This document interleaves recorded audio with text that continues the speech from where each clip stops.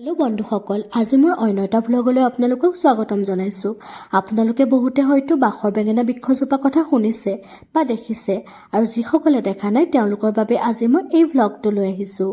কোনো এটা জাতিৰ ক্ৰমবিকাশ আৰম্ভণি তথা অতীতৰ গৌৰৱ পুনৰুদ্ধাৰৰ বাবে ইতিহাস জনাটো অতি প্ৰয়োজনীয়। ইয়াৰ বুকুতে কোনো এটা জাতিৰ সভ্যতা, সংস্কৃতি, অনুপম কাহিনীৰ বিপুল সমাৱেশ ঘটে। মধ্যযুগৰ অসমৰ ৰাজনৈতিক ভৌগোলিক তথ্যৰ কিছু ধাৰণা পাবৰ বাবে বুৰঞ্জী বা ইতিহাসৰ এটি ডাঙৰ সমল হৈছে এই বাখৰ বেঙেনাজোপা।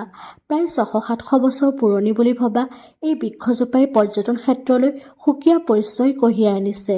এই গুল্ম প্ৰজাতিৰ বৃক্ষজোপা সময়ৰ আহোমৰ চুহুংমুহুং দিহিঙীয়া ৰজাই প্ৰতিষ্ঠা কৰা উল্লেখযোগ্য ৰাজধানী বকতাত অৱস্থিত।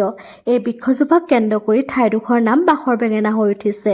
ইয়াৰ কাষেৰে ধনাখানা জান বৈ গৈছে। স্থানীয় লোকৰ বিশ্বাস অনুসৰি এই জানেৰে এখন ধনৰ নাও হৈ গৈছিল বাবে ইয়াক ধনেখন্দা জান বুলি কোৱা হয়।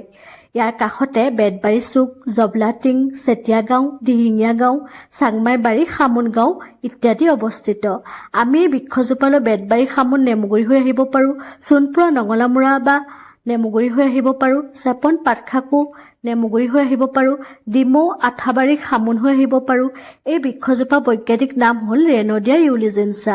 ই বিভিন্ন দেশী বিদেশী পৰ্যটকৰ বাবে আকৰ্ষণীয় ঠাই। ইয়াৰ মেৰামতি কাম এতিয়াও চলি আছে। আপোনালোকে যদি অহা নাই আহিবচোন কেতিয়াবা, আৰু মোৰ চেনেলটো ছাবস্ক্ৰাইব কৰিব পাহৰি নাযাব দেই। আজিলৈ বাই।